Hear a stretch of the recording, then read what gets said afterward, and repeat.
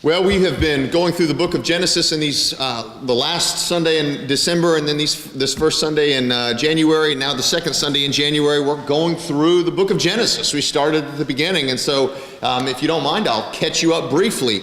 In the beginning, God created the heavens and the earth, and then there was the first day. And the first day, God created light and darkness. And the second day, God created the skies and the seas. And the third day, then God created the dry land and the plants. And the fourth day, God created the sun and the moon and the stars. And now we're up to the fifth day. You ready? Let's see what God made on the fifth day. We're in Genesis chapter 1, beginning at the 20th verse. There it says this. And God said, "Let the water teem with living creatures, and let birds fly above the earth across the expanse of the sky." So God created the great creatures of the sea, and every living moving thing with which the water teems, according to their kinds, and every winged bird according to its kind. And God saw that it was good. And God blessed them and said, "Be fruitful and increase in number, and fill the waters in the seas, and let the birds increase on the earth." And there was evening and there was morning the fifth day.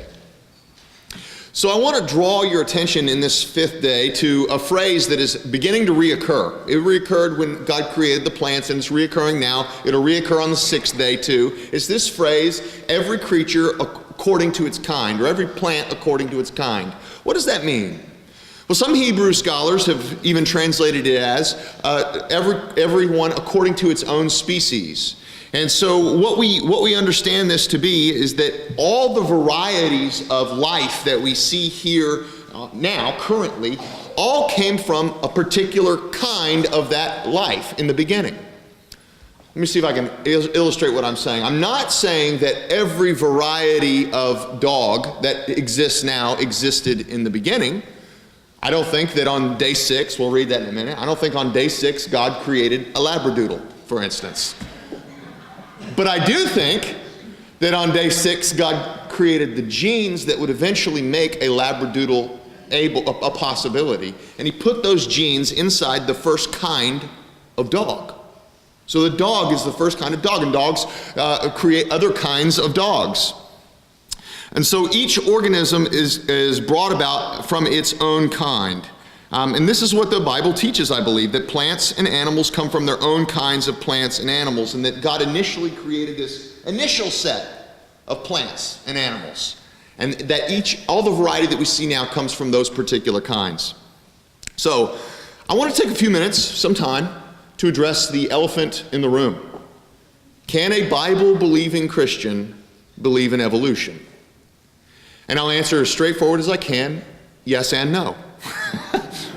Good answer, right? Yes and no. So this all started in 1859 when Charles Darwin published his now famous work, The Origin of Species. If you've never read The Origin of Species, I encourage you to do so. I know you may think, well, wait a minute, this book is over 100 years old and it's a science book, but Darwin is actually a remarkably accessible writer. He's very good. I would encourage you to read it. I read The Origin of Species in 2006, and it basically tells the story of Darwin's time on the Galapagos Islands. The Galapagos Islands at that point in time were fairly remote, so they made a really good laboratory to see what happens to animals on that planet, because there's not a whole lot of mixing from outside sources. So he determined that he was going to go to these Galapagos Islands and observe finches, birds. And he did. He went initially and he took a look at how the finches lived there on the Galapagos Islands. And he wrote it down. He observed the things that they ate, the way that they mated, and all those things. And then he left for a while. And he came back after several generations of finches had come and gone. And he made new observations about these finches. He knew that these were the finches that he initially saw because, well, they weren't going to leave the island. It's isolated. And what he saw is that the finches he had observed many years earlier had changed. The ones that lived by the hard nuts on the island, and that was the only food source they had, those finches developed really tough beaks to be able to crack those hard nuts. He noticed that on another part of the island where there was no fruit and there were no nuts, the only other food source was other animals, the finches developed these sharp beaks where they could pierce the animals and suck their blood out. They were vampire finches. He observed that in other parts of the island, the finches grew bigger. There was more food and resources there, so they were able to grow bigger. In other parts of the island, they became more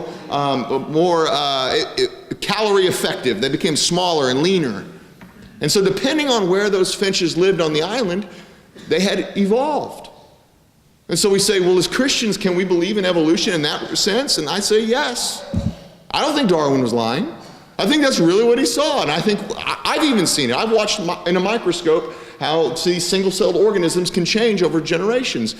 That sort of evolution within a species does indeed happen, and it's amazing. It's beautiful. It's wonderful. As Christians, we can and should believe that that happens. Science has shown us that it happens. You can watch it. The part I would say that we have to, at the very least, be careful, but if not outright reject, is the theory that comes about as a result of that.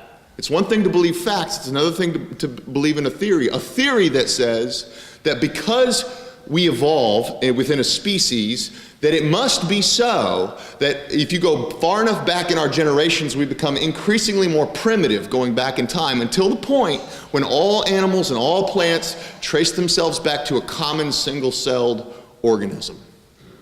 That's the part where we say, no. No, we may indeed evolve as species. We may get taller as human beings, but we, rather than know this theory, we know the truth. What God says here, that He created each one according to its own kind, according to its own species. And so you may say, well then, but what's the big deal? Why, what's really at stake here? And I'll get to that in just a minute. But I do want to, let me just sort of reiterate this point again. That birds come from birds, and fish come from fish. Now it's true that if birds go south over many generations, as it gets colder down by the South Pole, they'll begin to evolve. Birds will get thicker feathers, and they may not need to fly as much, and then eventually, boom, you got a penguin, right? But it's still a bird that came from a bird. Or fish that live in a place where there's bugs just above the surface of the water, and so they learn that they can flop out of the water and look like they're soaring through the sky.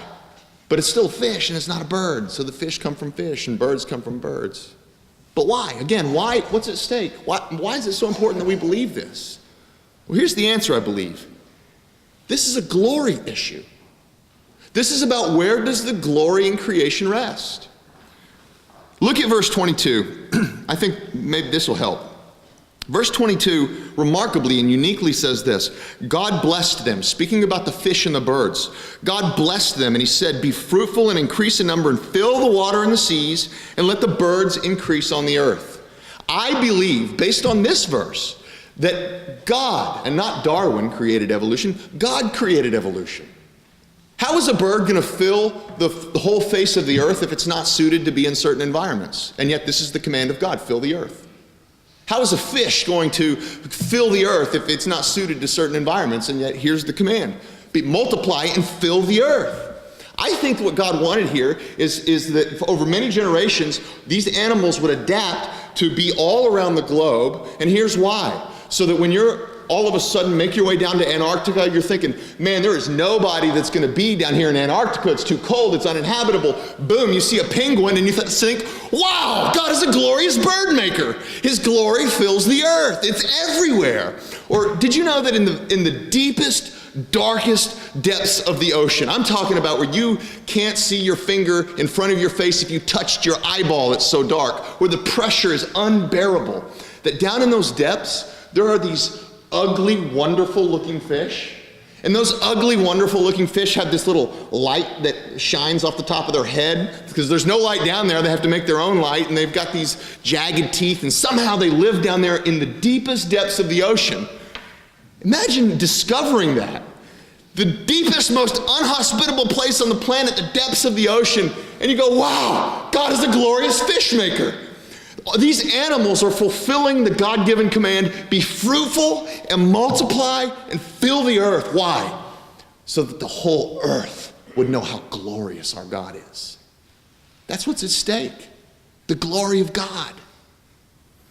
And so that's why we affirm that God made each of these creatures after their own kind. But we get to see how that excitement carries over then into the land and the creatures that are created there in these next verses. So let's continue in verse 24 and 25. And God said, "Let the land produce living creatures according to their kinds, livestock, creatures that move along the ground, and wild animals, each according to its kind." And it was so. And God made the wild animals according to their kinds, and the livestock according to their kinds, and all the creatures that move along the ground according to their kinds. And God saw that it was good. So we want to talk here, and this is the verse where God creates all the creatures that are now on the land, or at least the initial kinds of those creatures that are on the land. And one of the things, what I want to point out here is that on this is the point where God has created everything except humans, and I want you to note that God does not give the same blessing. Did you see that? He blessed the fish, and he blessed the birds, and he said, "Be fruitful and multiply," and he'll do the same thing when he eventually creates humans, but he doesn't give that blessing to these animals.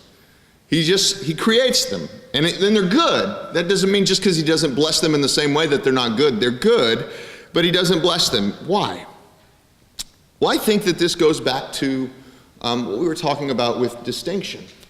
I think it's a really good thing that there are birds and fish all over the face of the planet.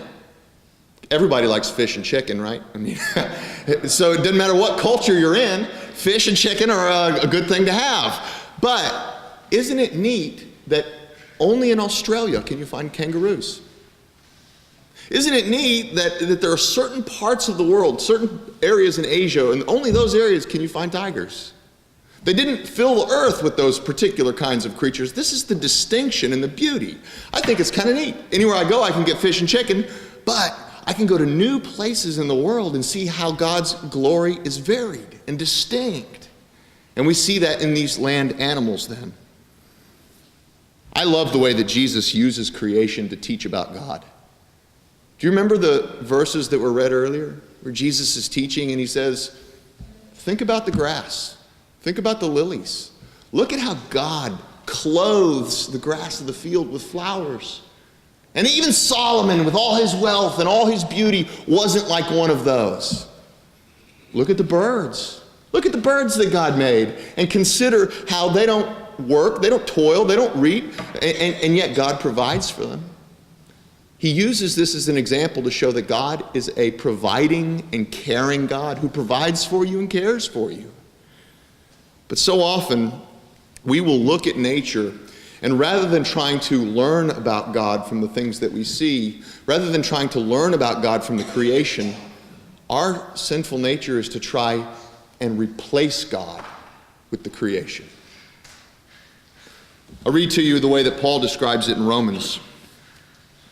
In Romans chapter 1, starting at verse 20, Paul writes this, "For since the creation of the world, his invisible attributes, his eternal power and divine nature have been clearly seen, being understood through what's been made." See, we can learn about God from nature. And this leaves us without excuse. Verse 21, "For even though they knew God," this is us, "even though they knew God, they did not honor him as God or give thanks, but they became futile in their speculations, and their foolish heart was darkened. Professing to be wise, they became fools." Now here's verse 23. This is what I'm getting at. "They became fools, and they exchanged the glory of the incorruptible God for an image in the form of corruptible man, and of birds, and of four-footed animals, and of crawling creatures." Instead of trying to learn about who God is from the creation, we try to replace God with the creation. I'll do a thought experiment to see if you fall in this category. I'll begin a sentence and you fill in the blank. Today, whatever's going on in your life, I would be happy if I only had what? I'd be happy if I only had what? A spouse? I'd be happy if I had a house. I'd be happy if I had more money. I'd be happy if I had a great big meal to go home to. Whatever it is, what do you fill in the blank with? And unless you say God there, everything else we fill in the blank with is a part of the creation. Now, I know we wouldn't usually put it this way. We're usually not honest enough to say this. But when we fill in the blank with the creation instead of the Creator, what we've done is created an idol. We've sought our happiness in something other than God. And yet, God made all this, not so that we would replace Him with creation, but so that we would know how glorious is the Creator, how much He cares for us. I think there may even be, someone here today who's been trying to say, how can I be happy? How can I ultimately find joy? And you've tried the job thing. It's okay, you like your job, but it's just not doing it for you. You've tried this spouse. Man, my wife makes a great wife, and I try to make a good husband, but I'll tell you what, we both make terrible gods. Maybe it's money. Ask somebody who's made a lot of money and see if that money has made them ultimately happy. I think you know what the answer is. And yet we try so hard to fill these voids, this void of happiness or joy, with the creation, when all along, all the birds, all the fish, all the animals, all the waters, all the stars are not to replace God, but to point us to a God who is so infinitely more than even they are. I beg you, brothers and sisters, to fill that void with Jesus Christ. His relationship is available to you today, and it alone is the thing that your heart's been longing for. May this word be to the glory of God and for the joy of His people. Amen.